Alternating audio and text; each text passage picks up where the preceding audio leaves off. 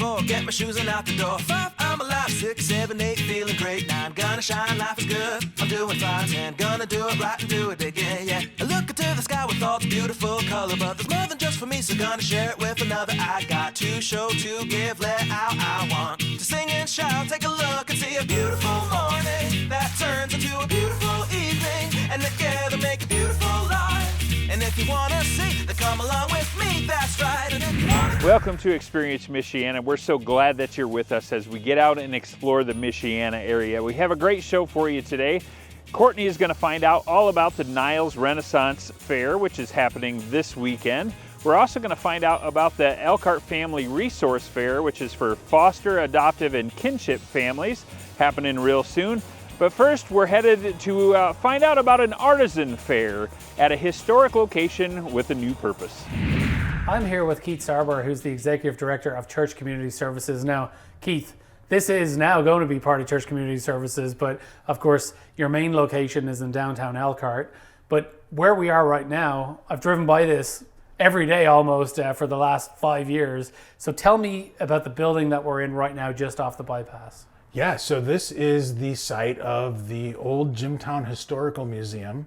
It sits on about 20 acres. Yeah. Only about 4 of it is recognizable or known to people who have driven past time and time again. This is an old farmhouse, an 1800s farmhouse that was moved to this property when the bypass was put in. So some 20 plus years ago, this main floor here was a museum. Still keeps many of those characteristics intact. So you can still see a fair amount of Jamestown history.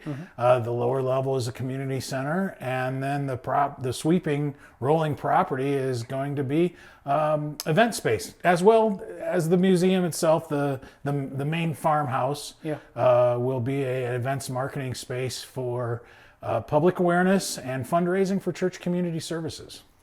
I mean, it's a great way to bring value and a property and an opportunity to the community while raising awareness for church community services, right? Because so much of fundraising is done by just goodwill and asking people for money, but to be actually able to offer them something and then be able to raise funds and awareness, that must be pretty exciting too. Yeah, it's extraordinarily exciting. So. In about a week and a half, we have what we're calling the annual Artisan Fair. So these rooms will be filled with crafters. The downstairs will have crafters. There'll be food trucks. So family-friendly, fun event. A few weeks after that, in June, there will be music in the meadows, and we'll look outside here in a bit, and we'll have 3 different bands playing. Independently, not at the same time, but we'll have 3 different bands shifting through the afternoon, food trucks, family friendly, bring a blanket, bring a camp chair. Fun events. And you know, if you're like me and you like watching the traffic, then of course you can watch the traffic as well go by, which is or yes, absolutely. Count the number of trucks that are going the semi trucks, and how much the value add is to the community. No, but I really do love it, and I think this is great. But for anyone watching that may not know about Church Community Services, is it 58 years you've been around now? Yeah, that's a very good memory. Almost 60 years. Yeah. Church Community Services has been serving the community. One of the primary distinctions on this property and our South Central property is we won't be running any programming here. So the food pantry, the Women's Empowerment Program, Soup of Success, financial services, and our garden program will all still be maintained, officed, and run through South Central Elkhart. We will farm some of this land or garden some of this land, but there won't be programmatic offerings here other than the quality events. Which again is so great. And I do want to go outside and look, because as you mentioned, 4.5 acres from the road you can see, but it goes right back to Bago Creek, right? All the way back on this. So again, this house is, they don't make them like this anymore. That's right. I like it. It feels solid, you know?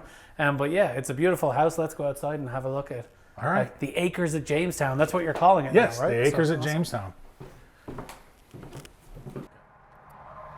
So this is like my dream. Like when I thought about living in the United States, I think about a porch like this, some rocking chairs, just looking out over the beautiful meadows. A windmill. Some horseshoe pits. I mean, this is American flag. You Exactly. gotta love that. Hey, I'm an American citizen now, that's so right. this is right up my street. So, That's Tell right. me about everything here. You talk Yeah. about gardening some of this area. Like, where are you planning on gardening? Yeah, so imagine wherever you see the cardboard, Yeah. beautiful towering sunflowers or multicolored wildflower beds up front on the side as you're driving in these flower mounds, in those mounds out there. Imagine a white wedding procession down the pergola to the end, to the pasture. Yeah. So really, we joked about the number of opportunities, but the sky is really the limit for families and their loved ones,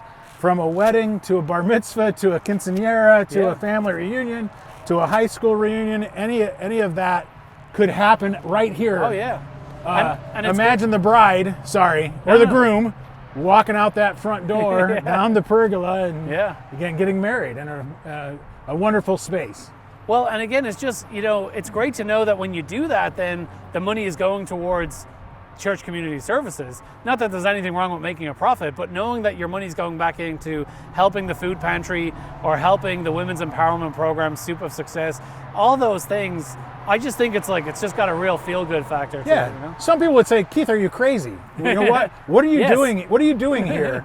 But when you think about I'm not big on sayings, but all boats rise. Yeah. As we're able to develop a beautiful property and rent it out or hold events, our impact increases. Absolutely. And then you get a chance, as you said, to show off the space. But when you do have an event coming up and you have music, maybe you have a moment to talk to people about what church community services is. So you have a built-in audience then as well, and maybe there's someone there that might need it in the future or might be able to help it. So tell me again about some of the events that are actually coming up. So there are some hard dates of things that you're actually going to be doing.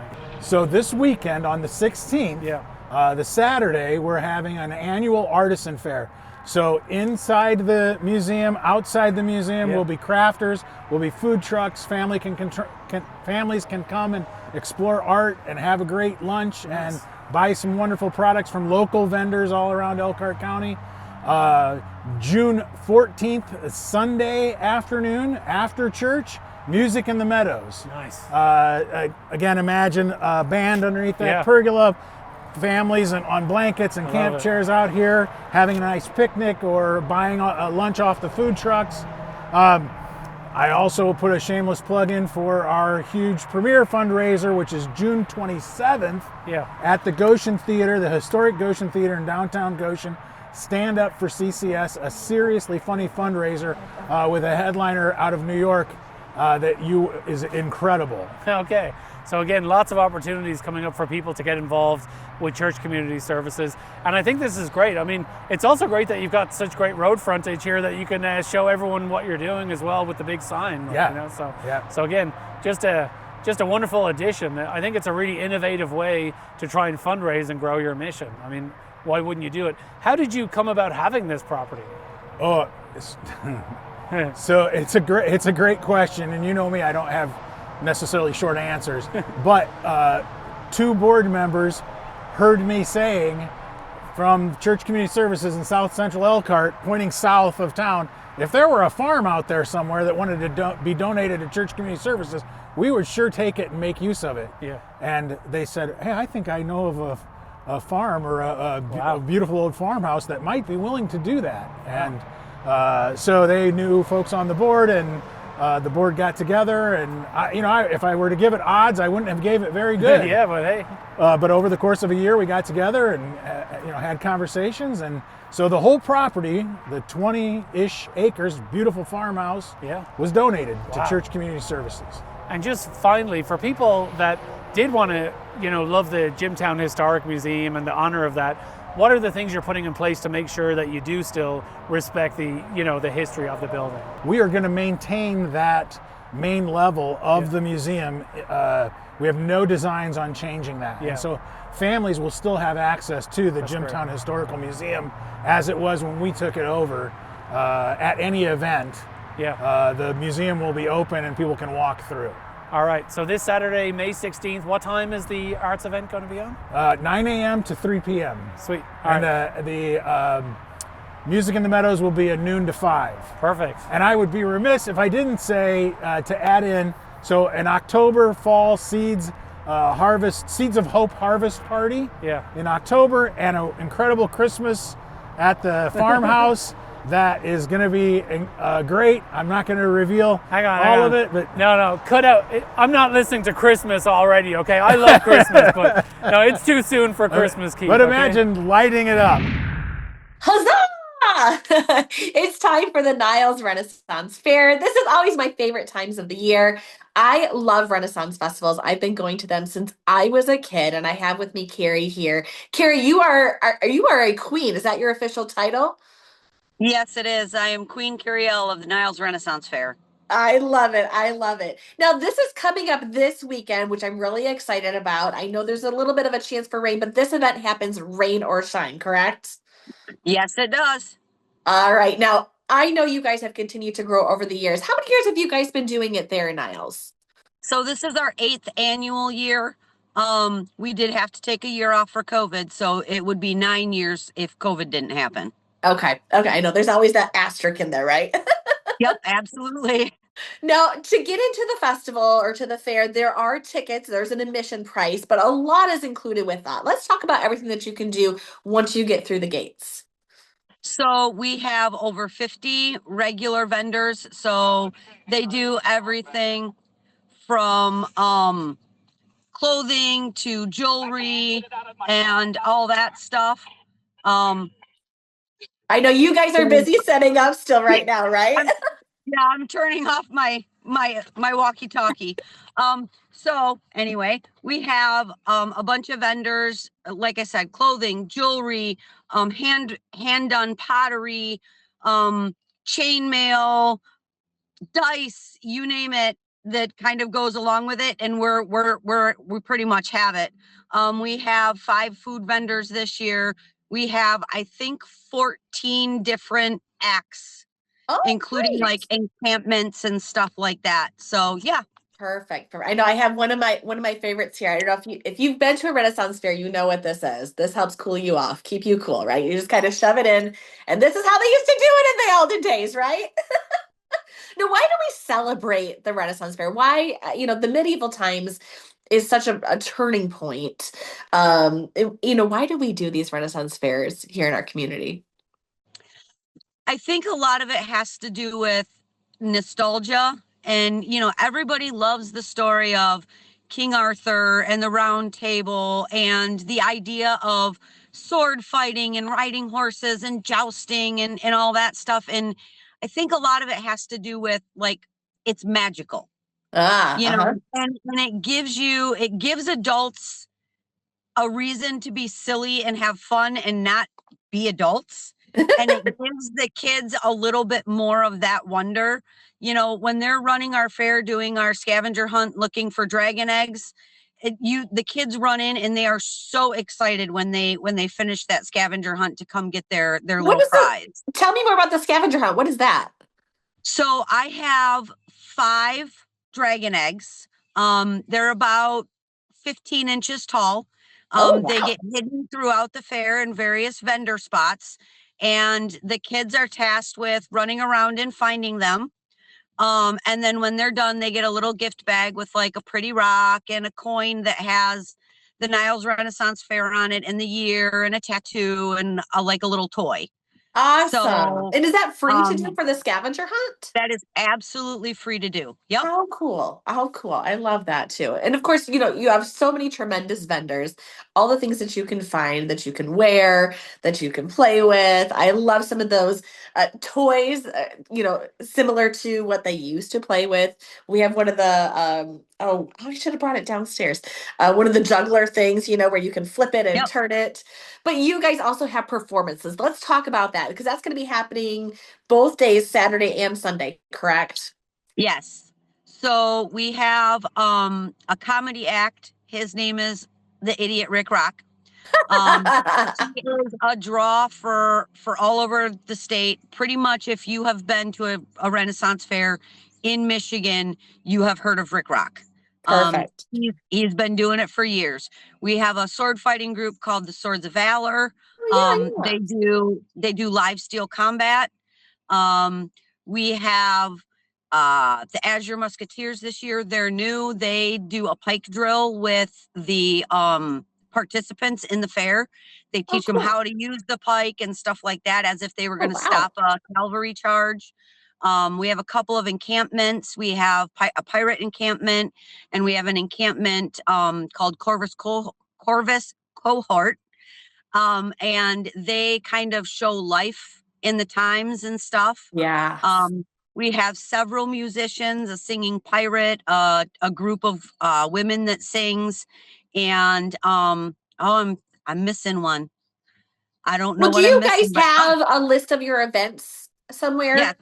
Okay. Yep. They actually just went up on our website this morning. Perfect. All right. Perfect. So you can get that on the website. What is your guys' website so people can check out the details? NilesRenaissanceFair.com, and fair is spelled with an E. So it's FAIRE.com. Perfect. And now for those who don't know, when is it happening and where? It is at Plym Park in Niles. So that's over by the golf course. Okay. It is Saturday and Sunday. Both days we open at 10.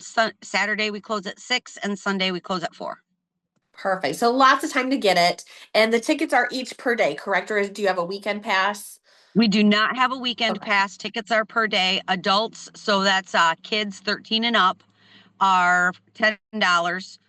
5 to 12 seniors and veterans with a military ID are $5, and kids 4 and under are free.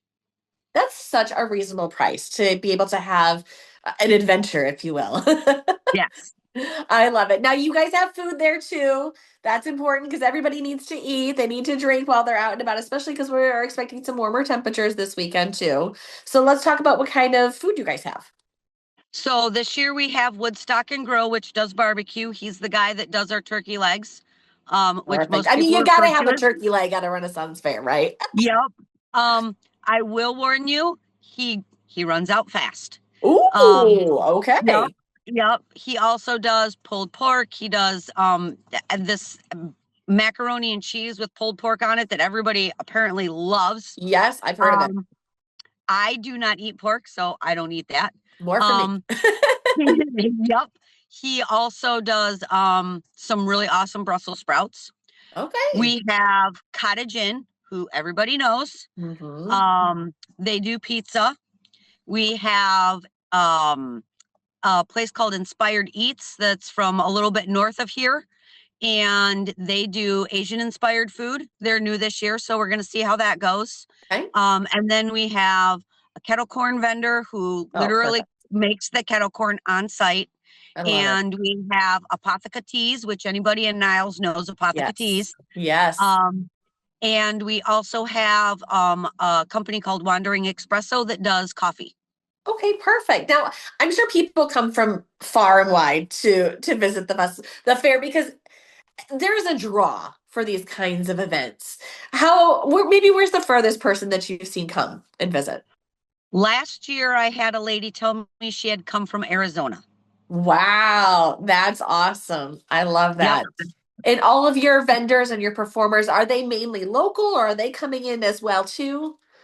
So I would say 95% of our vendors are from either Michigan or the South Bend area, Michiana, that kind of thing.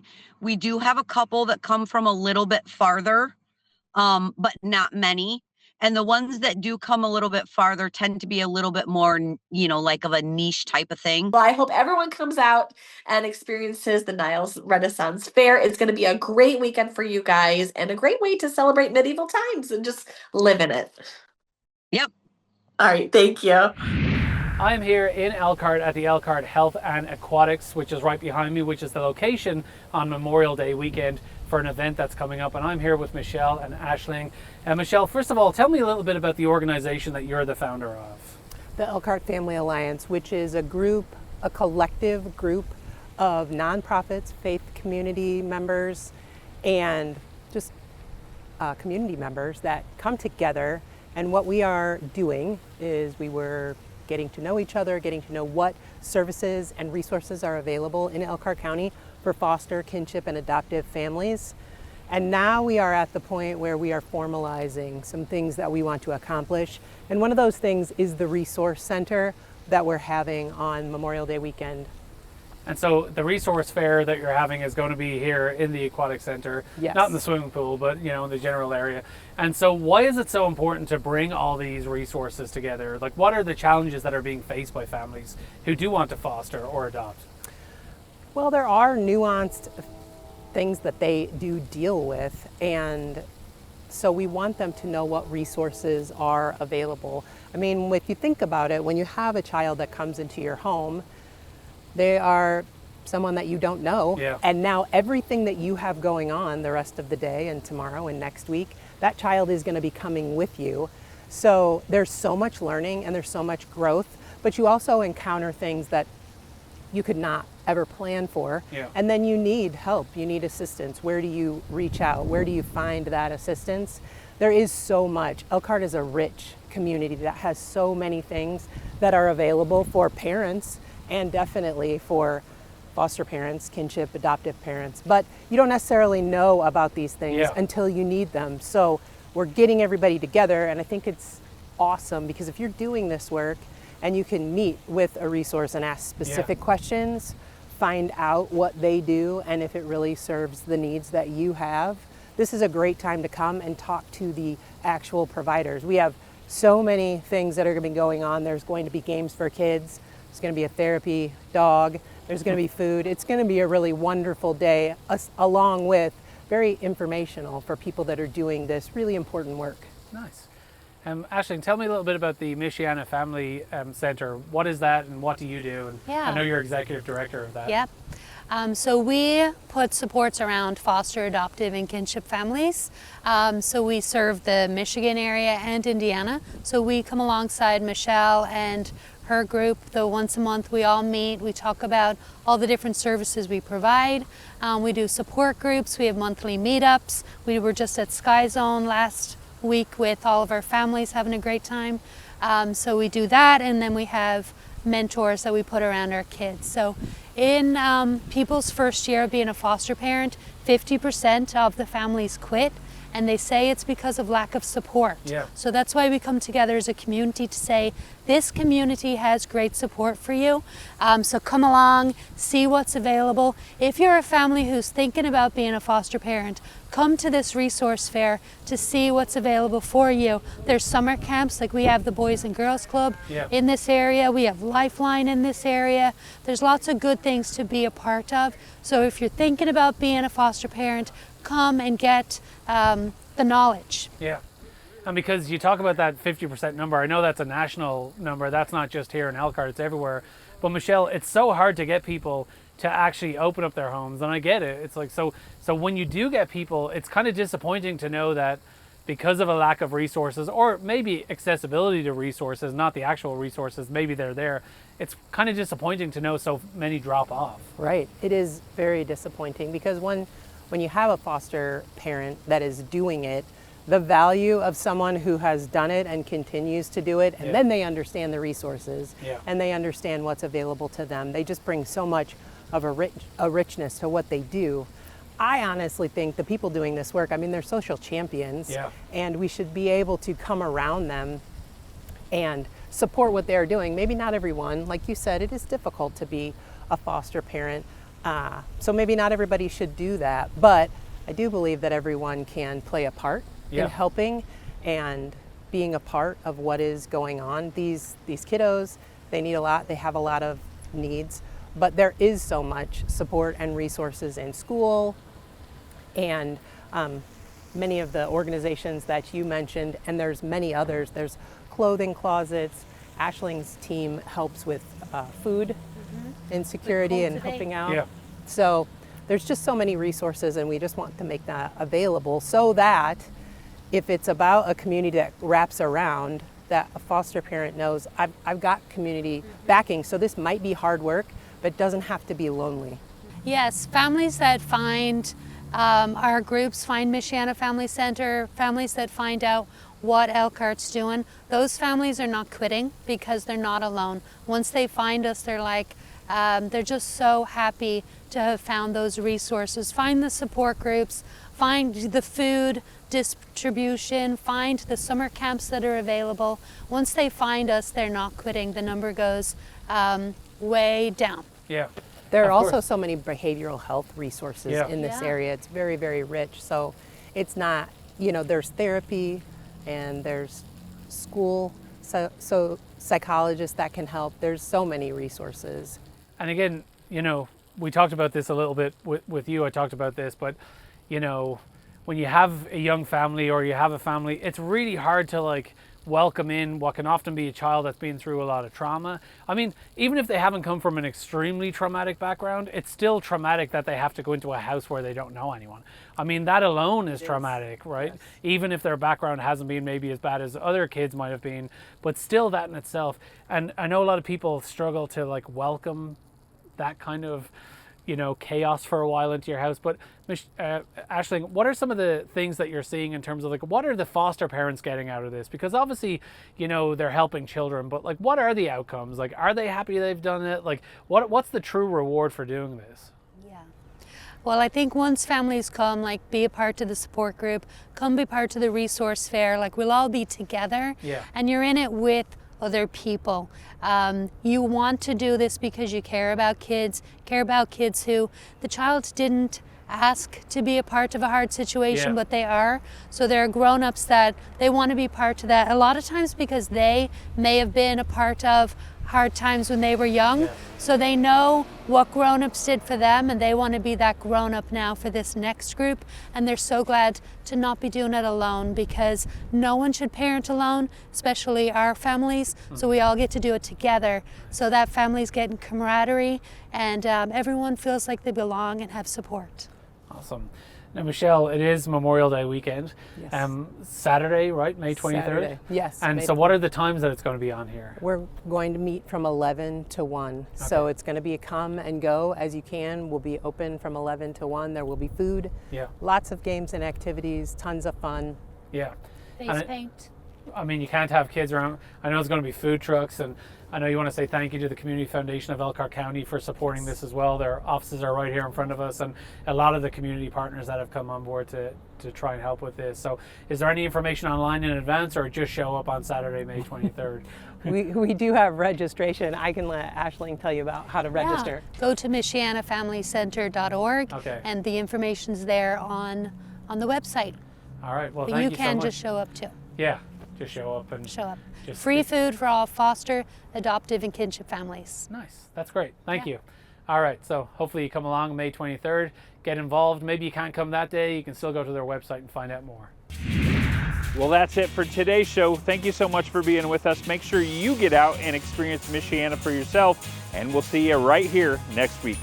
Want more from Courtney, Dave, and Kelly? Follow us on social media and visit our website for exclusive behind-the-scenes content, extended interviews, and full-length features. Stay connected and experience it all today.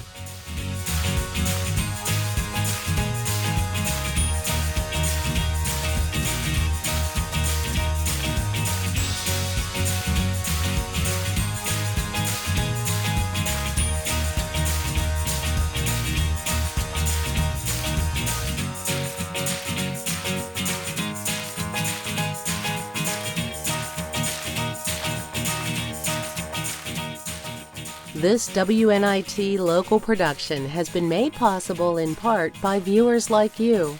Thank you.